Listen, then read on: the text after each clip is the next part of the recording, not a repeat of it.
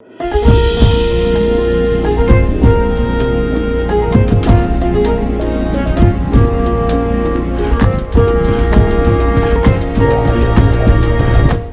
የክርስትና እምነት ተከታዮች በሙሉ እንኳን ለገና በዓል አደረሳችሁ። በዓሉ የደስታ እንዲሆን እንመኛለን። ከፈታዴሌ ሰዓቱን መረጃ ይዘን ተገኝተናል። ትራምፕ ለአዲስ ሀገር ወረራ እየተዘጋጁ መሆኑን የሚያመለክቱ መረጃዎች እየወጡ ነው። ነገሩ ወደ አውሮፓ ፊቱን አዙሯል። የአሜሪካ አጋር ነን የሚሉት አውሮፓውያን አሁን በትራምፕ አዲስ የወረራ ስጋት ውስጥ ወድቀዋል። ዴንማርክ ልብ አርጉልኝ እያለች ነው። ትራምፕ ካሰብኩ ፈጽመዋለሁ እያሉም ይገኛሉ። ጥንቅራችን መረጃውን ዘርዘር አድርጎ ሊያደርሳችሁ ይዞታል። የተባበሩት መንግስታት ድርጅት በኢትዮጵያ ጉዳይ ጥብቅ ማሳሰቢያን የያዘ አዲስ መግለጫ ሰጥቷል። አፋጣኝ መፍትሄ ጥሪ ያቀረበበትን ጥሪውን የጸጥታው ምክር ቤት አቅርቧል። ጥንቅራችን መረጃውን ያደርሳል። ጀነራሉ በጥብቅ እየተለመኑ ነው። ከአዲስ አበባም ጥያቄ ቀርቦላቸዋል። የአፍሪካ ህብረትም አለውበት ብሏል። ማንና በምን ጉዳይ የሚለውን በተመለከተ ጥንቅራችን የሚያደርሳችሁ መረጃ አለ። ለሶማሊላንድ የመጀመሪያውን የሀገርነት እውቅና የሰጠችው የእስራኤል የውጭ ጉዳይ ሚኒስትር ጌዲዮን ሳዓር በሀርጌሳ ጉብኝት ከባድ ተቃውሞ ተሰምቶበታል። ከአዲስ አበባ ይፋ የሆነ ሌላ መግለጫም የሶማሊላንድ እውቅና እንዲሰረዝ ጥያቄ አቅርቧል። እውቅናው እንዲሰረዝ ጥያቄ በቀረበበት ስብሰባ ውጭ ጉዳይ ሚኒስትር ጌዲዮን ጢሞቴዎስ ጭምር ተገኝተዋል። ጥንቅራችን መረጃዎችን አያይዞ ያቀርባል። የአእላፋት ዝማሬ በአዲስ አበባ መስቀል አደባባይ ከ200 እስከ 300 ሺህ የሚገመቱ ምዕመናን በተገኙበት በደማቅ ሁኔታ ተካሂዷል። በገና በዓሉ ዋዜማ እጅግ በርካታ ቁጥር ያላቸው የኢትዮጵያ ኦርቶዶክስ ተዋሕዶ ቤተክርስቲያን ምዕመናን የተካፈሉበትን ደማቅ ሃይማኖታዊ ስነ ስርዓት በተመለከተ የምናደርሳችሁ መረጃ ይኖራል። በክርስትና እምነት ተከታዮች ዘንድ በዛሬው ዕለት እየተከበረ ያለው የገና በዓልና የገበያውን ትኩሳት የተመለከተ መረጃ ተሰምቷል። የዶሮ፣ የበሬ፣ በግና ፍየል ስጋ የማይቀርበት ገና በዓመቱ ዋጋው ስንት እንደገባ ነው መረጃ ያብራራው። የዘንድሮ ገና ከባለፉት ዓመታት ከ200 በመቶ በላይ ጭማሪ ያሳየ ገበያ ስለመሆኑ ከመረጃው ይሰማሉ። በሱዳን ግጭት ውስጥ ትጥቅ ይዞ እየተዋጋ ያለ አንድ ቡድን ሶስተኛ ሱዳንን ለማዋለድ እየሰራ መሆኑ ተሰማ። የሱዳን ነጻነት እንቅስቃሴ አብዱልወሂድ SLMAW የተሰኘ ቡድን ከሰሞኑ በተቆጣጠራቸው ግዛቶች የራሱን አዲስ ሰንደቅ ያስተዋወቀ ሲሆን ከሰንደቁ ጋር ብሔራዊ መዝሙርን አውጥቶ እያዘመረ ይገኛል። ለአልቡርሃንም ሆነ ለሄሚቲ ስለማይገዛው ቡድን የምንላችኋለን። እስከ ፍጻሜው አብራችሁን ቆዩ። የምንለቃቸው ዕለታዊ ትኩስ ዜናዎች እንዲደርሷችሁ ላይክ፣ ሼር፣ ሰብስክራይብ ማድረግ እንዳትረሱ። መሃል ፒያሳ ላይ እጅግ ድንቅ አፓርትመንት ለሽያጭ ቀረበ። የአማና ትሬዲንግ እህት ኩባንያ ከሆነው ሜሪት ሪል ስቴት በመሃል ፒያሳ ወዳጅነት ፓርክ አጠገብ በፖስቴሽን ቴክኖሎጂ እያስገነባናቸው የሚገኙ አፓርትመንቶችም ለሽያጭ አቀረብንላችሁ። ባለ 1 መኝታ ከ500 ሺህ ጀምሮ፣ ባለ 2 መኝታ ከ840 ሺህ ጀምሮ፣ ባለ 3 መኝታ ከ1.2 ሚሊዮን ብር በ10% ቅድመ ክፍያና ከረጅም ጊዜ የባንክ ብድር ጋር አቀረብንላችሁ። ለአጭር ጊዜ የሚቆይ እስከ 35% የሚደርስ ዳጎስ ያለ ቅናሽ የተዘጋጀ ሲሆን ባሉበት ሆኖ በዲኤችኤል ይጨርሱ። አሁኑን ይደውሉ። ለበለጠ መረጃ 0971 99171።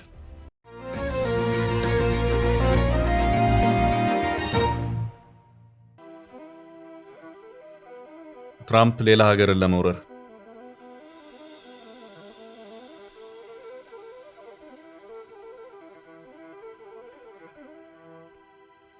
የቬንዙዌላው ፕሬዝዳንት ማዱሮን በልዩ ወታደራዊ ኦፕሬሽን አፍነው በመውሰድ ኒውዮርክ ማንሃታን ላይ ፍርድ ቤት የገተሩት ትራምፕ አሁን ደግሞ አውሮፓ ላይ ከባድ ስጋትን ደቅነዋል።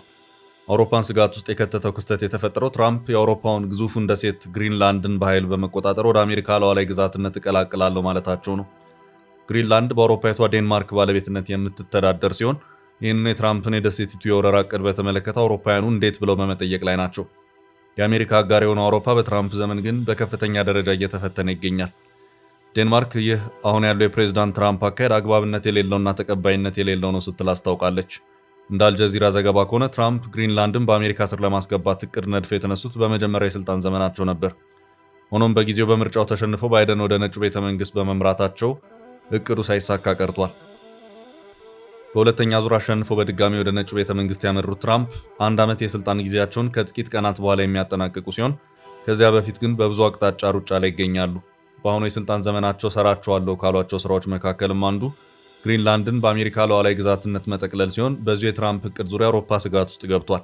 ትራምፕ ልክ እንደ ቬንዙዌላው መሪ ኒኮላስ ማዱሮ ሁሉ በቀጣይ አካሄዳቸውም ግሪንላንድን በግዛትነት የሚጠቀልሉ ከሆነ በአሜሪካና በአውሮፓ መካከል የሚኖረው ግንኙነት በእጅጉ የተበላሸ ይሆናል።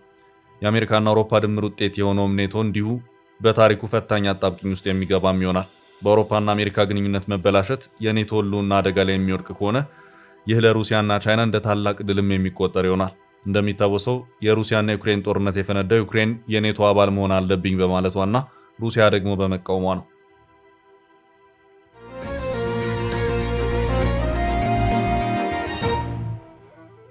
በቀጣይ መረጃችን ጀነራሉ እየተለመኑ ነው። ጀነራሉ ቢያንስ ሰብአዊ እርዳታ የሚደርስበት ሁኔታ እንዲኖር በሚል ጊዜያዊ የተኩስ አቁም እንዲያደርጉ እየተለመኑ ነው። ኢትዮጵያ፣ የተባበሩት አረብ ኤምሬትስና የአፍሪካ ህብረት ጥያቄያቸውን አቅርበዋል። ይኸው ጥያቄ በቀጥታ የሱዳኑ ጀነራል አብዱልፈታህ አልቡርሃንን የሚመለከት ነው። ሁለቱ የሱዳን ጀነራሎች ጀነራል አብዱልፈታህ አልቡርሃንና ጀነራል መሐመድ ሐምዳን ዳጋሎ ፍልሚያ ላይ ናቸው። በ10 ሚሊዮኖች የሚቆጠር የሱዳን ህዝብ ስደተኛና ተፈናቃይ ሆኗል። ቢያንስ ለሰብአዊ እርዳታ ስትሉ ጊዜያዊ ተኩስ አቁም አድርጉ በሚል ጥያቄዎች ተደጋግመው ቢቀርቡም አንደኛው ተፋላሚ ጀነራል አብዱልፈታህ አልቡርሃን አሻፈረኝ እንዳሉ ይገኛሉ። ሌላኛው ተፋላሚ ጀነራል ዳጋሎ ለሰብአዊ የተኩስ አቁም ስምምነት ችግር የለብኝም ብለዋል። በዚህም አሁን አልቡርሃንን የማሳመን ስራና ጥረቶች የተጀመሩ ሲሆን ከዚሁ ጋር በተያያዘም ከሰሞኑ አዲስ አበባ ላይ ኢትዮጵያና የተባበሩት አረብ ኤሚሬት የመከሩ መሆኑ ታውቋል። የአፍሪካ ህብረትም በዚህ ጉዳይ እኔም አለሁበት በማለት ተቀላቅሏል። ዘናሽናል እና ሱዳን ትሪቢዩን የመረጃው ምንጮች ናቸው። ዘናሽናል በዚህ ጉዳይ የኢትዮጵያና የተባበሩት አረብ ኤሚሬት ከፍተኛ አመራሮች አዲስ አበባ ላይ የመከሩ መሆኑን አመላክቷል። ዘገባው አክሎም ሁለቱ ሀገራት በዚህ አዲስ አበባዊ ጋራ ምክክራቸው በአሁኑ ሰዓት በሱዳን ጦርነት በሲቪሎች ላይ እየተካሄደ ያለውን ጥቃት አውግዘው የሰብአዊ የተኩስ አቁም ስምምነት እንዲደረግ ጠይቀዋል ሲልም አመላክቷል። የአልቡርሃን ተፋላሚ ወገን በተደጋጋሚ ለሚሰማው የተኩስ አቁም ጥሪ ቅድመ ሁኔታዎች በማስቀመጥ ዛሬም ድረስ አሻፈረኝ እንዳለ ነው። ከቅድመ ሁኔታዎች መካከልም በጀነራል መሐመድ ሐምዳን ዳጋሎ የሚመራው ፈጥኖ ደራሽ ጦር የያዛቸውን ግዛቶች በመልቀቅ በሚዘጋጁለት የጦር ካምፖች ይግባ የሚለው ይገኝበታል። ይህ ጥያቄ ግን በዳጋሎ በኩል ተቀባይነት ያገኘበት ሁኔታ የለም።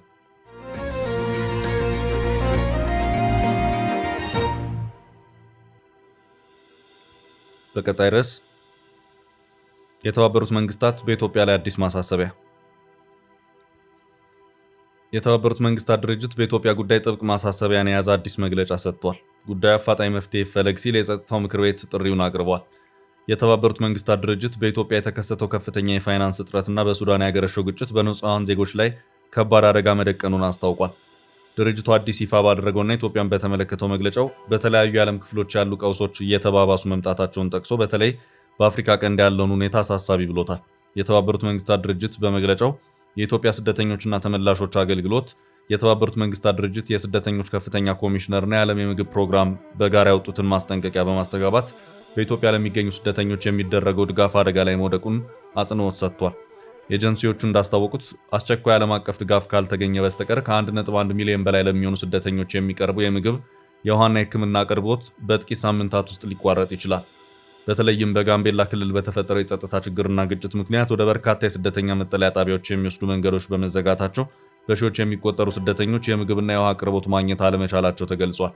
ከኢትዮጵያ ባሻገር በሱዳን በተለይም በዳርፉርና በኮርዶፋን ግዛቶች በንጹሐን ላይ የሚደርሰው ጉዳት እየጨመረ መምጣቱን የተባበሩት መንግስታት ድርጅት ሪፖርት አድርጓል። የተባበሩት መንግስታት ድርጅት ዋና ቃል አቀባይ ስቴፋን ዱጃሪክ እንደገለጹት በሰሜን ዳርፉር በሚገኙት አልዙርቅ እና ጉራይር በተባሉ መንደሮች በተፈጸመ የድሮን ወይም ሰው አልባ አውሮፕላን ጥቃት የንጹሐን ሕይወት አልፏል። ጥቃቱ የገበያ ቦታዎችንና የሕክምና ተቋማትን ኢላማ ማድረጉም ሁኔታውን ይበልጥ አሳዛኝ አድርጎታል።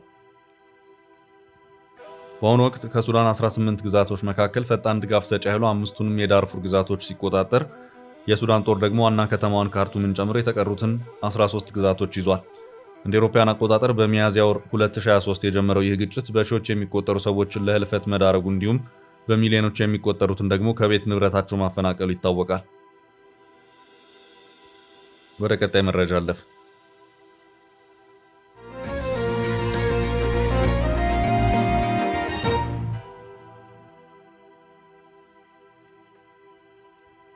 በአዲስ አበባ አስቸኳይ ስብሰባ እውቅናው እንዲሰረዝ ጥያቄ ቀረበ። ለሶማሌላንድ የመጀመሪያውን የሀገርነት እውቅና የሰጠችው የእስራኤል የውጭ ጉዳይ ሚኒስትር ጌዲዮን ሳር በሀርጌሳ ጉብኝት ከባድ ተቃውሞ ተሰምቶበታል። ከአዲስ አበባ ይፋ የሆነ ሌላ መግለጫም የሶማሌላንድ እውቅና እንዲሰረዝ ጥያቄ ቀርቦበታል። ሶማሊያ የእስራኤል የውጭ ጉዳይ ሚኒስትር ወደ ሶማሌላንድ ያደረጉትን ያልተፈቀደ ጉብኝት ግልጽ የሉዓላዊነት ጥሰት ስትል አውግዛለች። ይህ እርምጃ በተባበሩት መንግስታት ሉዓላዊ አባል ሀገር የውስጥ ጉዳዮች ውስጥ ተቀባይነት የሌለው ጣልቃ ገብነትን ይወክላል ሲል የሶማሊያ የውጭ ጉዳይ ሚኒስቴር ጌዲዮን ሳር በሶማሊላንድ ግዛት ዋና ከተማ ሀርጌሳ እያደረጉ ያለውን ጉብኝት ተከትሎ ትላንት ምሽቱን ይፋ ባደረገው መግለጫ ገልጿል። የሶማሌላንድ መንግስት ያለ ግልጽ ፍቃድ በሶማሊያ ግዛት ላይ የሚደረግ ማንኛውም ግንኙነት ህገወጥ ተፈጻሚነትና ተቀባይነት አይኖረውም ብሏል። እስራኤል የሶማሊያን አንድነት የሚሸረሽሩ ድርጊቶችን በአስቸኳይ እንድታቆምና ዓለም አቀፍ ህግን እንድታከብር ጥሪ አቅርቧል። ሶማሊያ የተባበሩት መንግስታት፣ የአፍሪካ ህብረት፣ የአረብ ሊግ፣ የእስልምና ትብብር ድርጅትና ሁሉም ዓለም አቀፍ አጋሮች ለሶማሊያ ሉዓላዊነትና እውቅና ለተሰጣቸው ድንበሮቿ ድጋፋቸውን እንዲያረጋግጡ አሳስባለች። የሶማሊያ መንግስት የግዛት አንድነቱን ለመጠበቅ ሁሉንም ተገቢ ዲፕሎማሲያዊና ህጋዊ እርምጃዎች የመውሰድ መብቱ የተጠበቀ ነው ሲል አጽንኦት ሰጥቷል። ይህ በእንዲህ እንዳለ የአፍሪካ ህብረት የሰላምና ጸጥታ ምክር ቤት እስራኤል ለሶማሊላንድ የሰጠችውን የሀገርነት እውቅና በአስቸኳይ እንድታነሳ ጠይቋል። ምክር ቤቱ ትላንት ባካሄደው ስብሰባ እስራኤል ለሶማሊላንድ የሰጠችውን እውቅና በጽኑ አውግዟል። ምክር ቤቱ ለሶማሊያ ሉዓላዊነትና የግዛት አንድነት ቁርጠኛ አቋም እንዳለውም ገልጿል። ማንም ሀገር የአፍሪካ ህብረት አባል ሀገራትን የግዛት አከላለል የመቀየር ስልጣን ወይም ህጋዊ ምክንያት የለውም ያለው ምክር ቤቱ ይህን ማድረግ በዓለም አቀፍ ህግ ሙሉ በሙሉ ህጋዊነት የለውም በማለት አጽንኦት ሰጥቷል። በአዲስ አበባ በተካሄደው የህብረቱ የሰላምና ጸጥታ ምክር ቤት ስብሰባ ላይ የኢትዮጵያ ውጭ ጉዳይ ሚኒስትር ጌዲዮን ጢሞቴዎስ ጭምር ተገኝተዋል። ምክር ቤቱ እስራኤል እውቅናዋን እንድታነሳ የጠየቀው የእስራኤል የውጭ ጉዳይ ሚኒስትር ጌዲዮን ሳር ሶማሊላንድን በጎበኙበት ዕለት ነው። ኢትዮጵያ እስካሁን በሶማሊላንድ እውቅና ጉዳይ በይፋ አቋሟን እንዳልገለጸች ይታወቃል።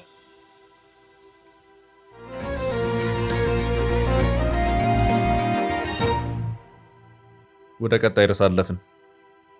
የአእላፋት ዝማሬው ድምቀት። የአእላፋት ዝማሬ በአዲስ አበባ መስቀል አደባባይ ከ200 እስከ 300 ሺህ ቁጥር ያለው ምዕመናን በተገኘበት በደማቅ ሁኔታ በትላንትናው ዕለት ተካሂዷል። ይህ የአእላፋት ዝማሬ መርሃ ግብር በነጭ ልብስ የደመቁ የሰንበት ትምህርት ቤት ተማሪዎች በአንድነት እግዚአብሔርን የሚያመሰግኑበትና የገናን በዓል በድምቀት የሚቀበሉበት የሀገር ውስጥና የውጭ ሀገር ጎብኚዎችን ቀልብ የሚስብ ዓመታዊ ኩነት መሆኑ ይታወቃል። የአእላፋት ዝማሬ በኢትዮጵያ የገና በዓል ዋዜማ በርካታ ቁጥር ያላቸው የኢትዮጵያ ኦርቶዶክስ ተዋሕዶ ቤተክርስቲያን ምዕመናን የሚገኙበት ትልቅ መርሃ ግብር ነው። በትላንትናው ዝግጅትም ላይ ነጫጭ የለበሱ እስከ 300 ሺህ የሚገመቱ ምዕመናንና መዘምራን ተሳትፈዋል። የኢትዮጵያ ኦርቶዶክስ ተዋሕዶ ቤተክርስቲያን የቅዱስ ሲኖዶስ ዋና ጸሐፊ ብፁዕ አቡነ ዲዮስቆሮስ፣ የአዲስ አበባ ሀገረ ስብከት ሊቀ ጳጳስ ብፁዕ አቡነ ሄርያቆስና በርካታ የቤተ ክርስቲያኒቱ የሃይማኖት መሪዎች ዓለም አቀፍ እውቅናን እያገኘ በሚገኘው በዚህ ዝግጅት ላይ ተገኝተዋል። በአንድ ጊዜ ከ200 እስከ 300 ሺህ የሚቆጠሩ ምዕመናን የሚያሳትፈው የአእላፋት ዝማሬ ዘንድሮ ለሶስተኛ ጊዜ ሲካሄድ ነው። የልደት በዓልን በማይገባ ቦታ የሚያሳልፉ እግዚአብሔርን በማመስገን እንዲያሳልፉ ለማድረግ ዓላማ ያነገበው የዝማሬና የምስጋና መርሃ ግብር በደማቅ ሁኔታ ተከብሯል። እንደ አዲስ አበባ ሁሉ በድሬዳዋ ለገሃር አደባባይ በሺዎች ምዕመናን በተገኙበት የምስጋና መርሃ ግብሩ ተከናውኗል። ዝማሬው በተለያዩ አገሪቱ አካባቢዎች በቤተ ክርስቲያናት መከበሩም ታውቋል። የአእላፋት ዝማሬ በኢትዮጵያ ጃንደረባው ትውልድ መዘጋጀቱ ይታወቃል። የኢትዮጵያዊ ጃንደረባ ትውልድ ጠቅላላ ማህበር ታኅሳስ 28 2018 በኢትዮጵያ ሰዓት አቆጣጠር ከቀኑ 9 ሰዓት እስከ 1 ሰዓት ተኩል የሶስተኛው የአእላፋት ዝማሬ በመስቀል አደባባይ መከናወኑን ገልጿል። ዲያቆን ሄኖክ ኃይሌ ከኢትዮጵያዊ ጃንደረባ ትውልድ ጠቅላላ ማህበር ዝግጅቱ በጥሩ ሁኔታ መጠናቀቁን ገልጸዋል።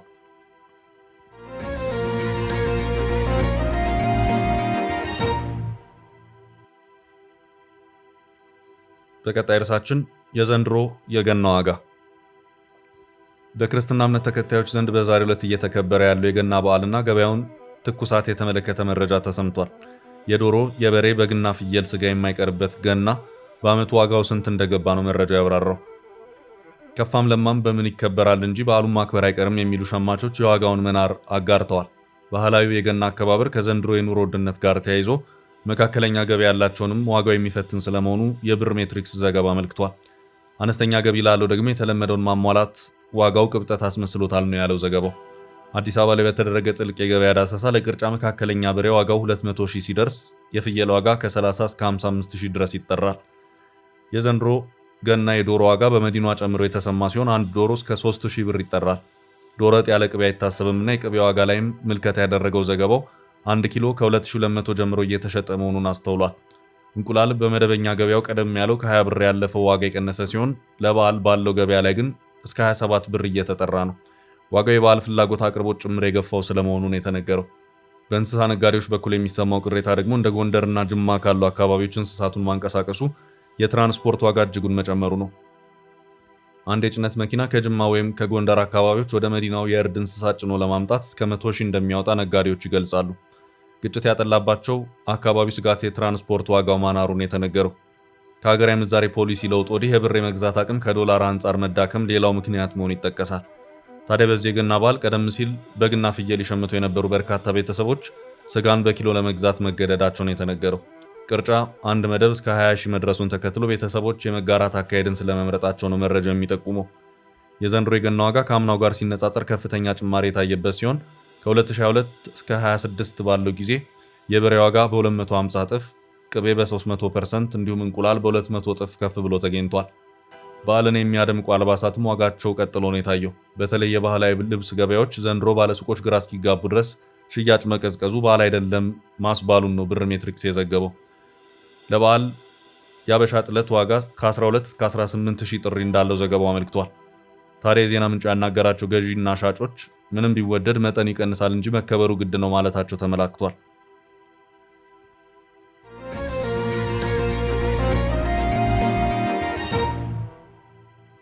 ወደ ቀጣይ ርዕሳችን አለፍ። ሶስተኛዋን ሱዳን እያዋለደ ያለው ቡድን የራሱን ባንዲራና ብሔራዊ መዝሙር ያወጀው ኃይል። በሱዳን ግጭት ውስጥ ትጥቅ ይዞ እየተዋጋ ያለ አንድ ቡድን ሶስተኛ ሱዳንን ለማዋለድ እየሰራ መሆኑ ተሰማ። የሱዳን ነጻነት እንቅስቃሴ አብዱልዋሂድ SLM-AW የተሰኘው ቡድን ከሰሞኑ በተቆጣጠራቸው ግዛቶች የራሱን አዲስ ሰንደቅ ያስተዋወቀ ሲሆን ከሰንደቁ ጋር ብሔራዊ መዝሙርን አውጥቶ እያዘመረ ይገኛል። በመሃል ሱዳን የተጫነብንን ማንነት ለማደስ ነው ሲል ተሰምቷል።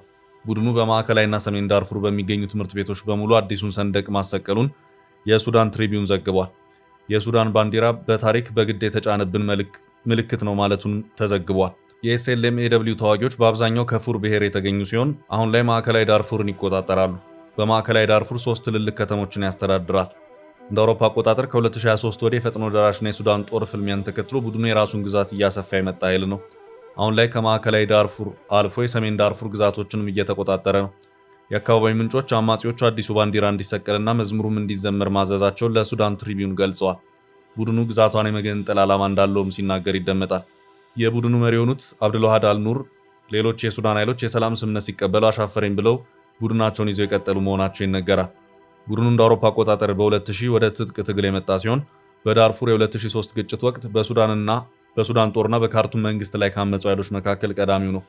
በዳርፉር ግዛት ትልቁን ጎሳ የሚያካትት ቡድን ሲሆን ቡድኑ በግትርነቱና ከስምምነት ራሱን በተደጋጋሚ በማስወጣት ይታወቃል። ቡድኑ የ2006 የአቡጃ ስምምነትና የ2020 የጁባ ስምምነትን አያከብርም።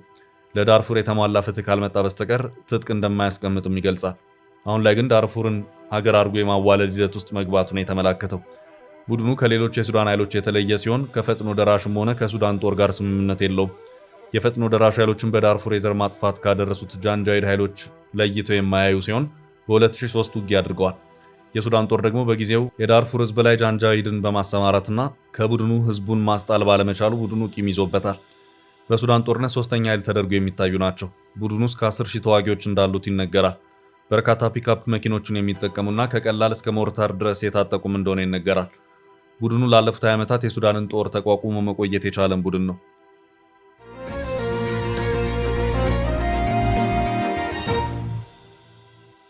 ወደ ቀጣይ መረጃ አለፍን። ወደ አሜሪካ ለመግባት $15,000 ማስያዝ የሚጠበቅባቸው ሀገራት ይፋ ሆኑ። አሜሪካ ለቪዛ አመልካቾች እስከ $15,000 የገንዘብ ማስያዣ የምትጠይቅባቸውን ሀገራት ዝርዝር አስፍታለች። የአሜሪካ ስቴት ዲፓርትመንት የቡታን፣ የቦትስዋና፣ የማዕከላዊ አፍሪካ ሪፐብሊክ፣ የጊኒ ቢሳው፣ የናሚቢያ እና የቱርክሜኒስታን ዜጎችን ወደ አሜሪካ ለመግባት ማመልከት ከፈለጉ ከ5,000 እስከ $15,000 የሚደርስ የገንዘብ ዋስትና ማስያዝ ካለባቸው ሀገራት ዝርዝር ውስጥ አካቷል። በይፋዊ የአሜሪካ መንግስት ድረገጽ ላይ በወጣው ማስታወቂያ መሰረት ይህ አዲስ ደንብ ከታህሳስ 23 ጀምሮ ተግባራዊ እንደሚሆን ተገልጿል። በዚህም የገንዘብ ዋስትና ማስያዣ ከተጣለባቸው ሀገራት አብዛኞቹ ከአፍሪካ አህጉር ሲሆኑ ጠቅላላ ቁጥራቸው 13 ደርሷል። ከዚህ ቀደም ሞሪታኒያ፣ ሳኦ ቶሜ እና ፕሪንሲፔ፣ ታንዛኒያ፣ ጋምቢያ፣ ማላዊ እና ዛምቢያ በዝርዝር ውስጥ ተካተዋል። የአሜሪካ አስተዳደር ፍልሰትን አስቸጋሪ ለማድረግ የወሰደው እርምጃ ከዚህ በፊት ካስቀመጣቸው የአካል የቪዛ ቃለ መጠይቅ፣ የማህበራዊ ሚዲያ ታሪክ፣ የቀድሞ የጉዞ መረጃ እና የግልና የቤተሰብ የኑሮ ሁኔታዎችን የመግለጽ ነባር መስፈርቶች ላይ የሚታከል ነው። የዋስትና ክፍያው ቪዛ ማግኘትን እንደማያረጋግጥ፣ ሆኖም ቪዛው ከተከለከለ ወይም የቪዛው ባለቤት ሁሉንም መስፈርቶች ሙሉ በሙሉ ማክበሩ ከተረጋገጠ በኋላ ገንዘቡ ተመላሽ እንደሚደረግ መረጃው ያመለክታል። ሀገራቱ በዚህ ዝርዝር ውስጥ የተካተቱት ዜጎቻቸው በአሜሪካ ያለ ቪዛ ቆይታ ያላቸው ታሪክ ተጠንቶ ስለመሆኑ ይነገራል። ሆኖም በአሜሪካ ዜጎች ላይ አጸፋ እርምጃ የወሰዱ እንደ ኒጀር፣ ማሊ እና ቡርኪና ፋሶ የቪዛ እገዳ እንደተጣለባቸው ይታወሳል። ውድ ቤተሰቦቻችን ለዛሬ ያዝንላችሁን ርዕሰ ጉዳዮች እዚህ ላይ ቋጨን። ላይክ፣ ሼር እና ኮሜንት በማድረግ ለቻናላችን ድጋፋችሁን መግለጽ እንዳትዘነጉ እያልን ከሌሎች መረጃዎች ጋር ደግመን እስክንገናኝ ቸር ያሰማን ስንል ተሰናበትን።